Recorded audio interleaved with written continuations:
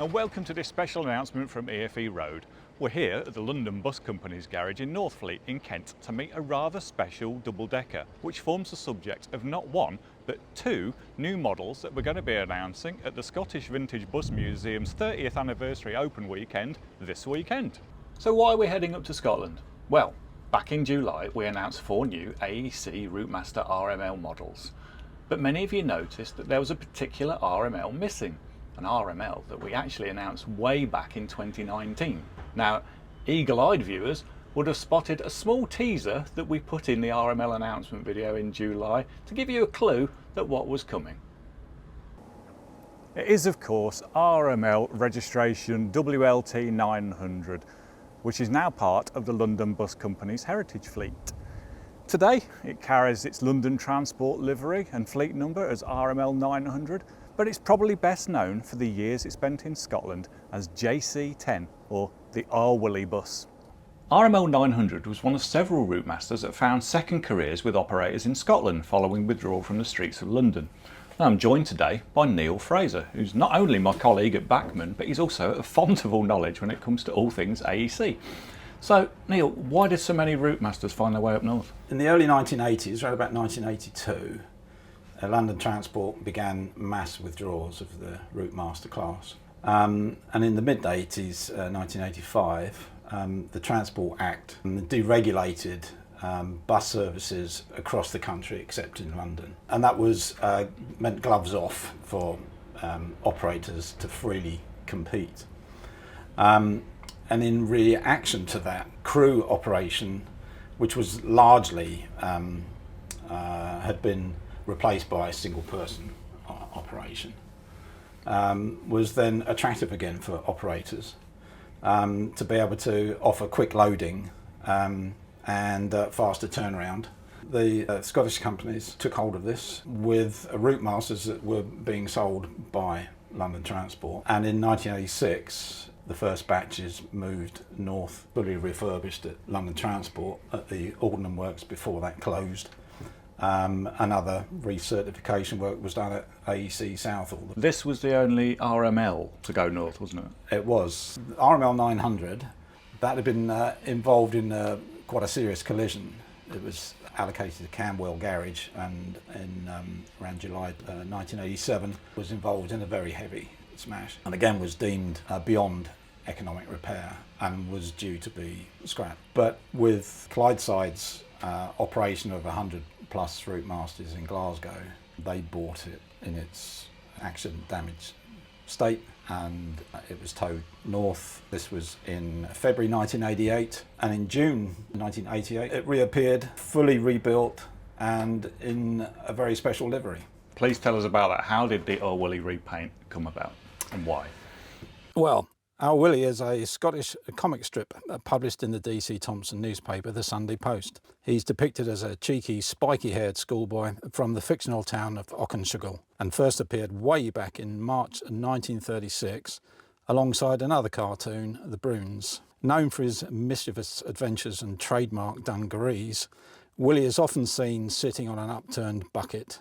He stars in humorous comic strips filled with local dialect, everyday escapades, and a distinctive sense of Scottish charm. Created by the writer Robert Duncan Lowe and originally drawn by Dudley D. Watkins, although several other writers and artists have worked on the strip during the past 9 decades. The comic strips are currently drawn by Mike Donaldson.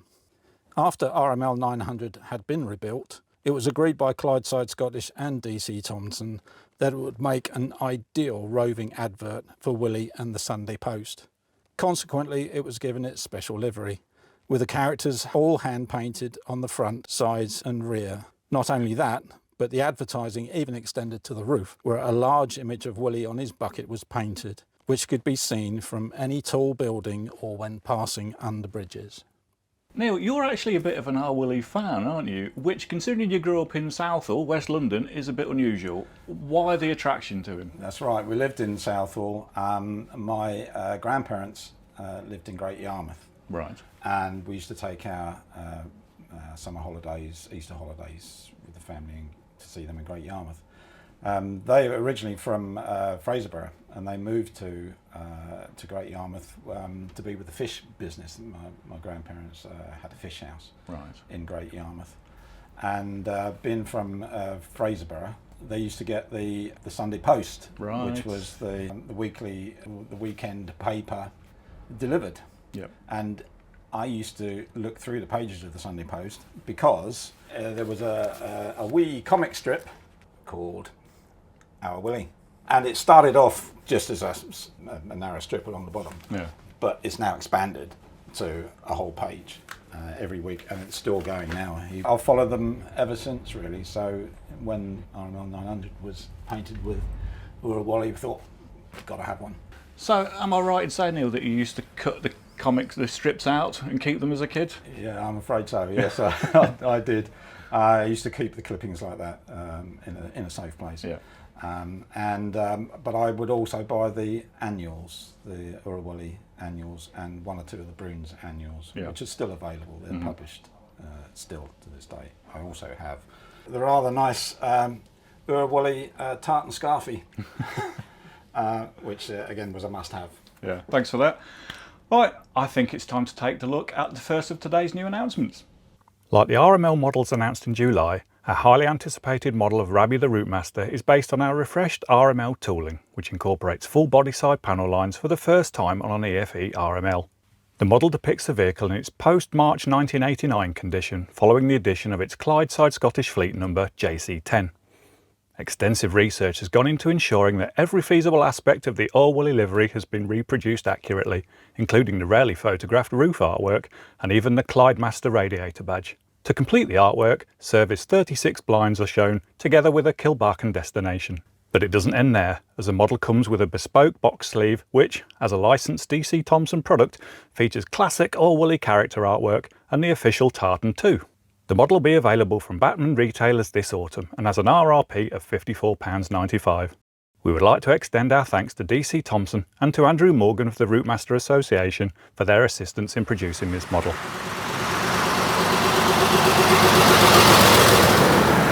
Quite a few of the Scottish Routemasters were named, weren't they? What was this one called? They were the Clydeside Routemasters, carried names all beginning with R. This one was called Rabbi.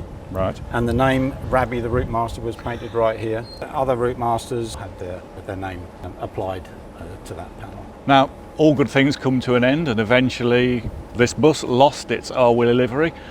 What happened to it then, Neil? Late 1990, September 1990, Clydeside Scottish finished with the Routemasters, and a lot were sold off to other operators or into preservation. RML 900 stayed in Scotland and transferred to a new Clydeside company, Clydeside 2000, which took over routes and operations from Clydeside Scottish. And the RML was repainted into overall red with yellow livery. It was known as G99. That was outshopped in July of 1992 in that livery. And the bus at Clydeside had finished with it in September 1990. So there's this gap from late 1990 through 1991 where we haven't been able to find any photographic evidence of where the bus was on when particularly it was repainted. Well, if you happen to have that information at hand, please let us know. Right, thanks for that, Neil. I think this leads very neatly into the second of today's announcements. We continue the story of WLT 900's years in Scotland with a special Clydeside 2000 twin pack, the second special gift set produced under the EFE Road banner after the Ensign Bus Cravens RTs in 2024. For this box set, WLT 900 is depicted in its circa 1992 condition in Clydeside 2000's smart red and yellow livery, which it wore following its transfer to Greenock. As fleet number G99, it is presented as working a local service with a Greenock town centre destination. The second vehicle in the gift set is one of the ubiquitous Alexander Whyte-type bodied Leyland Leopards, which again is adorned with the bold Clydeside 2000 livery as carried in the early 1990s. This dual-purpose 49-seater carried fleet number 630 and came to Scotland following a career with Lancaster City Transport. It is depicted working service 17 to Glasgow via the Clyde Tunnel. The Y-Type features the latter style of front grille design with twin headlights and comes with 4-leaf doors, a combination never before seen on an EFE Y-Type. This gift set has an RRP of £93.95 and will be available to pre-order from Bachmann retailers soon. So you've now seen our two new models, which not only pay homage to this particular bus, but also its operators. Now we're fortunate to be joined today by both Jim McNeil and Adam Connor, who both worked with it during its time in Scotland. Jim, you were a driver for both Clydeside Scottish and Clydeside 2000. Did you work with the Routemasters much? Well, when they came to Greenock, so it was about 6 months, a year maybe. And when did you first encounter this particular bus? 1992. One? Well, I'd known about it for a long time, but when it came to Greenock, I want to drive that, and I was lucky enough to be able to be the one and only dedicated driver for it. So, and was it still in its old Willie guise then? No. It might have been for a week or two, but they were changing from Clydeside to Clydeside 2000, so the new livery was applied then when it came to Greenock. Now Adam, you joined Clydeside 2000 as a conductor, didn't you? Did you two actually work together? We did, yes, yeah, for I suppose about 4 months, yeah.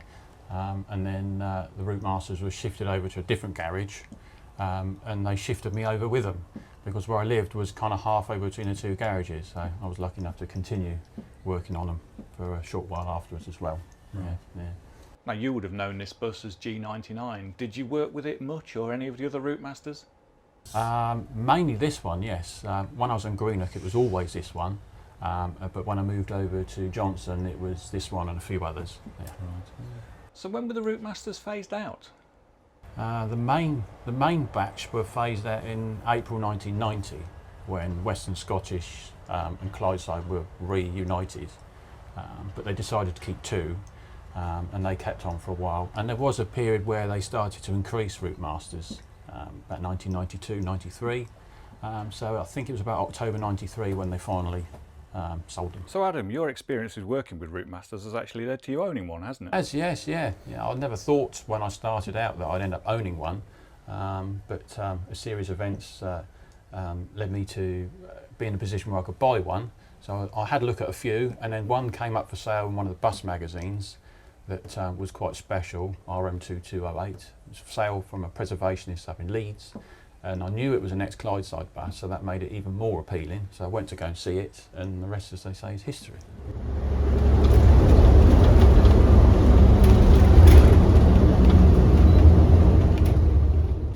Thankfully, RML 900's story didn't end in Scotland, and today it enjoys a far more sedate career as a hire vehicle for things like weddings and special events. Now I'm joined here by Kevin Alauskas from the London Bus Company, who'll hopefully tell us how it survived and what it does today. Well, by some miracle, Roger Wright came about purchasing it in January 1995. Right. So he's owned it 30 years now. Wow. Quite a long while to own, well, a special vehicle like this. And his plan was to rebuild it. He's very much a perfectionist. He enjoys having vehicles as he remembers them in London. Right. So he bought it with the intention of restoring it. And it was in store for a few years undergoing restoration and rebuild, having all the Clydeside features removed, carpeted ceilings, sidewalls, etc. And carpeted ceilings. Yes, I'm told. I've not seen any photos of it, but this one had carpeted ceilings, I'm told. It was eventually finished and launched in January 04, and he may have used it on one of his own routes that he still had at the time, with Blue Triangle. That was Blue Triangle, yeah. And it was known for attending various last crew operation days in London, the 8s, 36, so on. Right. It was quite a popular attendee of these. And he retained it when he sold Blue Triangle, retained it for the London Bus Company, and as you said, carries on using it now. Regularly it's seen in London on weddings, corporate transfers, anything really, and on the Epinonga Railway's 339 bus service. Is it really? Fan favourite there, yes, yeah. And tell us a little bit more about the London Bus Company itself. What's your sort of main core of business styles? Well, the main core is, believe it or not, weddings, but we cater to quite a few different requests from clients. You know, there's been quite a few advertising jobs, filming jobs. We've done jobs for the BBC before, quite high profile jobs. It's highly unlikely that we would not be able to cater for something. You know? And is it all heritage vehicles you've got here? All heritage vehicles, yeah. Route Masters, a few RTs, a few RFs that we use as well, but predominantly Route Masters for the main element of business, yeah. Are they the most demanded, Oh, would you very say? much. Yeah. Very, very in demand. Excellent. Yeah. Well, thank you very much for giving us a bit more background. You're very welcome, Gary. Cheers. Well, that's all for today. Thanks to the London Bus Company for hosting us today, and to Jim, Adam and Kevin for all their information and sharing recollections of working with this rather special bus. So don't forget, we're going to be appearing at the Scottish Vintage Bus Museum's event in Lathalmond, where we'll be showing both of these models, and Neil and I'll be there to answer any questions about these releases or any of the recent announcements. Hopefully see you there. Take care.